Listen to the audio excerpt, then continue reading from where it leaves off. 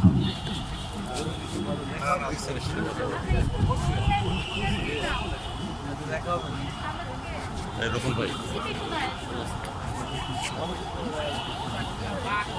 এবারে জাতীয় সমাজতান্ত্রিক দল জিএসডির পক্ষ থেকে শ্রদ্ধাঞ্জলি অর্পণ করছেন বিশিষ্ট নেতৃবৃন্দ।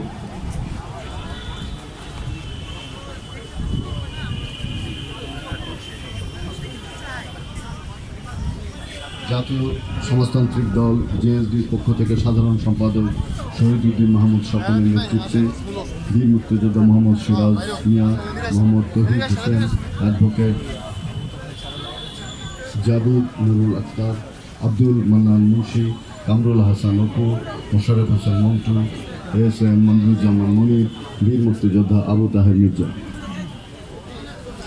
জাতীয় সমাজতান্ত্রিক দল জেএসডি শ্রদ্ধাঞ্জলি অর্পণ করল।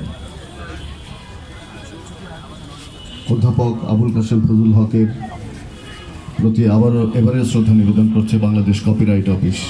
শ্রদ্ধাঞ্জলি নিবেদন করছে বাংলাদেশ কপিরাইট অফিস।